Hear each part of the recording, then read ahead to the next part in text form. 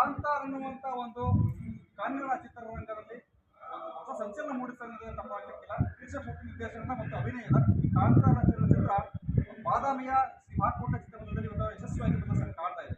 ಈ ವಿಚಾರವಾಗಿ ಈ ಒಂದು ಚಲನಚಿತ್ರದ ಬಗ್ಗೆ ಮತ್ತು ಈ ಚಿತ್ರಮಂದಿರಕ್ಕೆ ಆಗಿರ್ತಕ್ಕಂಥ ಪ್ರೇಕ್ಷಕರ ಎಲ್ಲ ವೀಕ್ಷಕರಿಗೆ ನಮಸ್ಕಾರಗಳು ತಿಳಿಸಿದ ಪ್ರಕಾಶ್ ಆನಂದ್ ಅಂತೇಳಿ ನಾವು ಈ ಚಿತ್ರಮಂದಿರನ ರಿಲೀಸ್ ಆಗಿ ತಗೊಂಡಿದ್ದೀವಿ. ಎಲ್ಲ ವೀಕ್ಷಕರಿಗೂ ನಮಸ್ಕಾರಗಳು.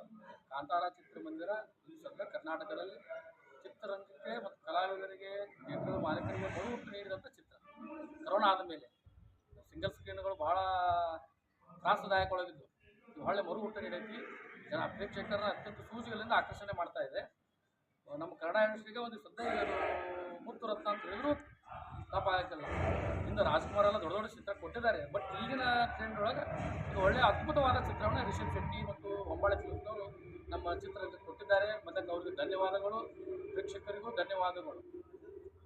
ಹೇಗೆ ನಡೀತಾ ಇದೆ ಸರ್ ಬಾದಾಮಿಯಲ್ಲಿ ನಮ್ಮ ಕಾಂತಾರ ಒಳ್ಳೆ ಎಲ್ಲ ಆಟಕ್ಕೂ ಮಹಿಳಾ ಪ್ರೇಕ್ಷಕರು ಭಾಳ ವಿಶೇಷವಾಗಿ ಮಹಿಳಾ ಪ್ರೇಕ್ಷಕರು ದೊಡ್ಡ ಪ್ರಮಾಣದಲ್ಲಿ ಪ್ರೇಕ್ಷಕರು ತುಂಬಾ ಕಡಿಮೆ ಆಗಿದ್ದಂತ ಕಾಲ ಇದು.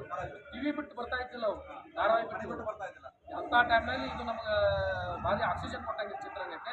ಮಹಿಳಾ ಪ್ರೇಕ್ಷಕರು ಡೈಲಿ ನಮ್ಗೆ 70% ಅದ ಇದ್ದು ಆಡಿಯನ್ಸ್ ಒಳಗೆ ಡೈಲಿ 70% ಎಫೆಕ್ಟಿವ್ ಆಗಿ ಇದು ಚಿತ್ರ ಮಂದಿ ಜೊತೆಗೆ ಅಷ್ಟೊಂದು ಸಂಚಲನ ಕೊಡ್ತದೆ. ಒಂದು ಸಿನಿಮಾದ ಕಂಟೆಂಟ್ ಎರಡು ದೈವಿಕವಾದಂಥ ಚಿತ್ರ. ಒಂದು ದೈವಿಕ ನಮ್ಮ ನಾಡಿನ ಸಂಸ್ಕೃತಿ ಎಲ್ಲವನ್ನ ಬಿಂಬಿಸಿದ ಚಿತ್ರ. ಸ್ವಲ್ಪ ಡಿಫ್ರೆಂಟ್ ಆಗಿ ಕಾಣ್ತಾರೆ, ಜನರಿಗೆ ಒಂದು ಸೂಜಿಗಳನ್ನು ಆಕರ್ಷಣೆ ಮಾಡ್ತಾ ಇದ್ದಾರೆ. ಒಂದನೇ ಕಾಂತಾರದಲ್ಲಿ ಬರೀ ಒಂದು ಇದು ಇತ್ತು. ಎರಡನೇ ಕಾಂತಾರದಲ್ಲಿ ಈಶ್ವರನ ಸ್ವಲ್ಪ ದೈವದೊಳಗೆ ತೊಗೊಂಡಿದ್ರೆ ಈಗ ಜನರು ಸ್ವಲ್ಪ ಹೊಸ ಟೈಪ್ ಅನಿಸಿದ್ರೆ ಇಡೀ ನಮ್ಮ ಕನ್ನಡ ಅಲ್ಲ, ಇಡೀ ಆಲ್ ಓವರ್ ಇಂಡಿಯಾ ಮತ್ತು ಔಟ್ ಆಫ್ ವರ್ಲ್ಡ್ ಕಂಟ್ರೋಲ್ಗೂ ಇಲ್ಲಿ ಒಂದು ದೊಡ್ಡ ವಿಶ್ವಾದ್ಯಂತ ದೊಡ್ಡ ಸಂಚಲನ ಸೃಷ್ಟಿಸಿದ ಚಿತ್ರ.